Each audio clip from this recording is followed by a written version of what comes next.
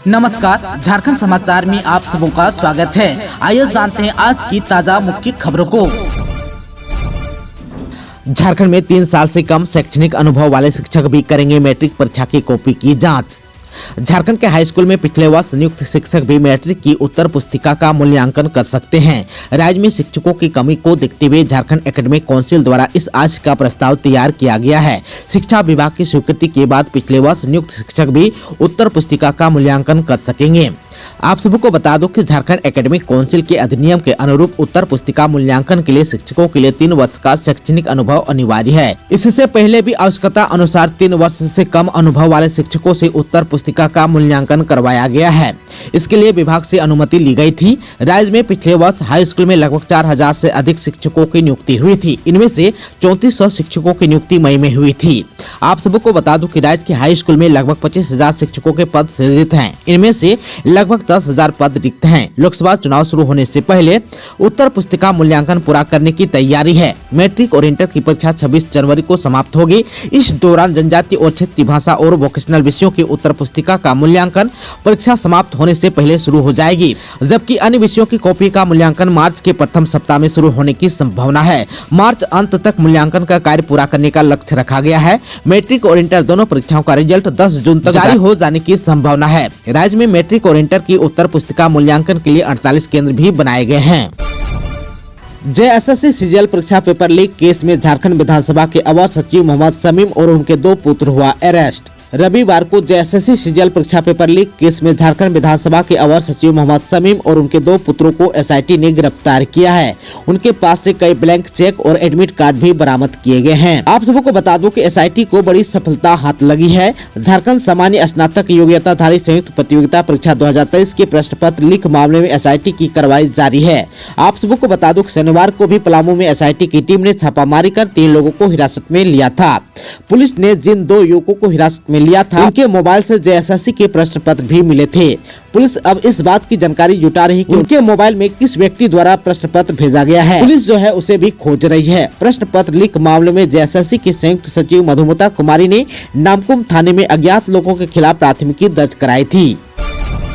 झारखंड में वीर शहीद तिलका मांझी की जयंती पर महिलाओं ने रखा उपवास, पूजा अर्चना कर लोगों ने किया याद। वीर शहीद तिलका मांझी की स्मृति में उनकी जयंती के अवसर पर झारखंड के जमशेदपुर के तिलकागढ़ गांव में भव्य समारोह का आयोजन किया गया और बाबा तिलका मांझी के अमूल्य योगदान को याद किया गया।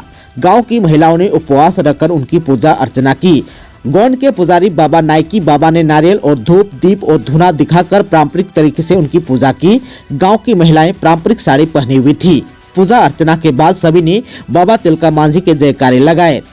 आप सबको बता दो कि तिलकागढ़ गांव बाबा तिलका मांझी के नाम पर ही रखा गया है। इस वजह से यहां उनकी जयंती पर अलग ही माहौल रहता है। आप सबको बता दो कि गांव में बाबा तिलका मांझी को भगवान की तरह ही पूजा जाता है। रांची में सुबह 8 बजे से रात 8 बजे तक मालवाहकों की नो एंट्री। राज्य स्तरीय सम्मेलन में मोरहाबादी में जमा होगी महिला समूह की हजारों दीदी। राजधानी रांची में आज सोमवार को ट्रैफिक बदला रहेगा। राज्य स्तरीय सम्मेलन को लेकर मोरहाबादी में महिला समूह की हजारों दीदी कार्यक्रम में भाग लेंगी। ग्रामीण विकास विभाग अंतर्गत Jharkhand state livelihood promotion society द्वारा गठित स्वयं सहायता समूह की महिलाओं के एक्सपोजर व क्षमता संवर्धन तथा समूह की गतिविधियों के प्रचार प्रसार के उद्देश्य से स्वयं सहायता समूह की महिलाओं का एक्सपोजर व क्षमता संवर्धन शिविर सह महिला महासम्मेलन का आयोजन किया जा रहा है। यह आयोजन राज्य स्तर एवं सभी प्रमंडल स्तर पर किया जाना है। आप सबको बता दो कि आज सोमवार को 12:30 पर मोरहाबादी मैदान में निर्धारित किया गया है। कार्यक्रम में राज्य के 24 जिलों से महिला समूह की करीब 30,000 दीदियां मोरहाबादी मैदान में आयोजित कार्यक्रम में भाग लेंगी। इस दौरान राज्य के शहरी क्षेत्र में यातायात व्यवस्था में भी बदलाव किया गया है। झारखंड कैबिनेट की बैठक आज 12 फरवरी को एमएसएमई एक्ट और 23 फरवरी से बजट सत्र का आ सकता है प्रस्ताव। झारखंड कैबिनेट की बैठक आज 12 फरवरी को है। चंपई सोरेन सरकार की यह दूसरी कैबिनेट की बैठक होगी। मंत्रिमंडल विस्तार नहीं होने की वजह से इस बैठक में भी मुख्यमंत्री समेत मंत्री आलमगीर आलम और सत्यानंद भोक्ता ही भाग लेंगे। मंत्रिमंडल विस्तार 16 फरवरी को है। बताया जा रहा है कि कैबिनेट की बैठक में विधानसभा का बजट सत्र 23 फरवरी से आयोजित करने का प्रस्ताव आ सकता है। इसके साथ ही एमएसएमई एक्ट का प्रस्ताव आ सकता है। आप सबको बता दें कि 2 फरवरी को नई सरकार बनते ही चंपई सोरेन ने पहली कैबिनेट की बैठक बुलाई थी। इसमें 3 प्रस्ताव पर मुहर लगी थी। झारखंड में राजकीय आदिवासी महाकुंभ मेले का आगाज। पूर्व मंत्री मिथिलेश ठाकुर बोले, राजा मेदिनी राय की लगेगी प्रतिमा। पलामू के चेरो राजा मेदिनी राय की याद में आयोजित 2 दिवसीय आदिवासी महाकुंभ मेले का उद्घाटन रविवार को मेदिनी नगर के दुबिया खाड़ में किया गया। मेले का आयोजन पर्यटन, कला, संस्कृति, खेलकूद एवं युवा कार्य विभाग एवं राजा मेदिनी राय स्मृति न्यास सहमेला समिति की ओर से किया गया। मेले का उद्घाटन पूर्व मंत्री सह गढ़वा विधायक मिथिलेश कुमार ठाकुर, मनिका विधायक रामचंद्र सिंह, पलामू के उपायुक्त शशि रंजन, उप विकास आयुक्त रवि आनंद, प्रशिक्षु IAS रवि कुमार और मेला समिति के सदस्यों ने संयुक्त रूप से किया। मेले का समापन आज 12 फरवरी को होगा। मेला परिसर में पलामू जिला प्रशासन के विभिन्न विभागों द्वारा स्टॉल लगाकर सरकार की कल्याणकारी योजनाओं की जानकारी भी दी जा रही है। गढ़वा विधायक मिथिलेश कुमार ठाकुर ने कहा कि 1991 से यह मेला आयोजित किया जा रहा है। वर्षों से आदिवासी लोग इस मेले के माध्यम से अपनी संस्कृति, सभ्यता की पहचान को बढ़ाने का काम भी कर रहे हैं। प्रथम विधानसभा अध्यक्ष इंदर सिंह नामधारी के प्रयास से यह शुरू किया गया था और झारखंड की हेमंत सोरेन की सरकार की सक्रियता से यह संभव हो पाया है। यह मेला राजकीय मेले के रूप ले लेगा। यह सरकार की उपलब्धियां हैं। उन्होंने कहा कि पलामू प्रमंडल के लोगों की भावनाओं को तत्कालीन मुख्यमंत्री ने समझा और आदिवासियों के सपनों को पूरा करने का काम किया। उन्होंने कहा कि आने वाले वर्षों में राजकीय मेले का परिदृश्य और भी बेहतर किया जाएगा। उन्होंने कहा कि राजा मेदिनी राय की प्रतिमा शिवाजी मैदान में लगाई जाएगी। राजभवन उद्यान का आनंद लेने पहुंचे 1 लाख से अधिक लोग। रविवार के दिन उम्मीद के मुताबिक बड़ी संख्या में लोग राजभवन के उद्यान का आनंद लेने पहुंचे। राजभवन से मिली जानकारी के मुताबिक 1,04,722 लोगों ने उद्यान का भ्रमण एवं परिदर्शन किया। आप सबको बता दूं कि राज्यपाल के निर्देश पर राजभवन उद्यान आम नागरिकों के भ्रमण और प्रदर्शन के लिए 6 फरवरी से आज यानी कि 12 फरवरी तक खोला गया है। उद्यान भ्रमण का समय पूर्वाह्न 10 बजे से अपराह्न 3 बजे तक है। उद्यान में प्रवेश राजभवन की गेट नंबर 2 से सुरक्षा जांचों उपरांत 1 बजे अपराह्न तक दिया जाता है। आप सबको बता दूं कि 6 फरवरी को पहले ही दिन 41,924 लोगों ने इस उद्यान का भ्रमण किया था। इसके बाद से निरंतर यह आंकड़ा बढ़ता ही गया। रांची विश्वविद्यालय में रीज रंग के विजेता पुरस्कृत VC डॉक्टर अजित कुमार सिन्हा बोले, होगा स्पोर्ट्स कन्वेंशन। रांची विश्वविद्यालय के 3 दिवसीय इंटर कॉलेज यूथ फेस्ट रीज रंग 2024 का समापन हो गया। तीसरे दिन सभी इवेंट के विजयी छात्रों को कुलपति प्रोफेसर डॉक्टर अजित कुमार सिन्हा ने मेडल देकर पुरस्कृत किया। उन्होंने छात्रों को शुभकामनाएं देते हुए उनके प्रदर्शन की प्रशंसा की और कहा कि मैं आश्वस्त हूं कि रांची विश्वविद्यालय के हमारे छात्र ब्रह्मपुर विश्वविद्यालय में होने वाले ईस्ट जोन यूथ फेस्ट में विनर होंगे। उन्होंने कहा कि हमारे छात्रों और झारखंड में अभूतपूर्व प्रतिभा है। जिस अनुशासन और शांति के साथ यह यूथ फेस्ट सम्पन्न हुआ उसके लिए सभी के प्रति आभार जताया। RU के कुलपति डॉक्टर अजित कुमार सिन्हा ने इंटर कॉलेज यूथ फेस्ट रीज रंग में कहा कि अप्रैल 2024 में स्पोर्ट्स कन्वेंशन कराएंगे। यह अपने प्रकार का पहला आयोजन होगा। कारोबारी से लेवी वसूली से पहले ऑटो सवार 3 अपराधी हुआ गिरफ्तार। 2 देसी कट्टा और गोली भी बरामद।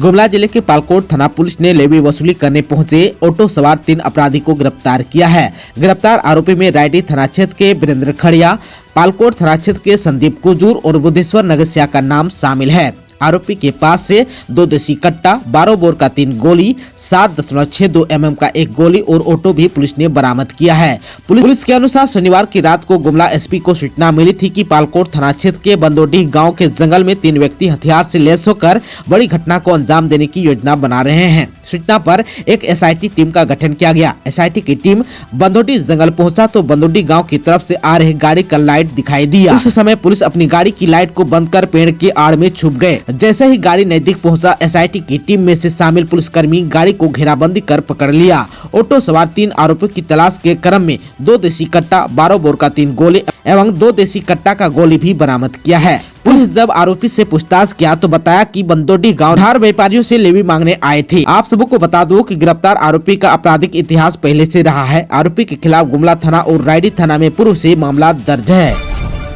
झारखंड प्रशासनिक सेवा संघ IAS में प्रोन्नत अफसरों को करेगा सम्मानित, रिटायर्ड अधिकारियों को देगा विदाई। झारखंड प्रशासनिक सेवा संघ यानी कि झासा के कार्यकारिणी की बैठक रविवार को संघ भवन में हुई। झासा की अध्यक्षता रंजिता हेम्ब्रम ने की। इस दौरान झारखंड प्रशासनिक सेवा से जुड़े समसामयिक विषयों पर विमर्श भी हुआ। इसमें राज्य सेवा से IAS में प्रोन्नत अधिकारियों को सम्मानित करने, सेवानिवृत्त अधिकारियों को विदाई देने एवं खेलकूद और कला संस्कृति से अधिकारियों को जोड़ने की पहल करने का निर्णय भी लिया गया। बैठक में महासचिव राहुल कुमार, संयुक्त सचिव मीना, कोषाध्यक्ष राम नारायण सिंह, मीडिया प्रभारी संजय कुमार, कार्यकारिणी सदस्य जितेंद्र कुमार पांडे ने भी अपने विचार रखे। राज्य के डायरेक्टर आनंद राउत की कॉमेडी फिल्म वेलकम वेडिंग में राजपाल यादव साथ दिखेंगे बोकारो के रुचि।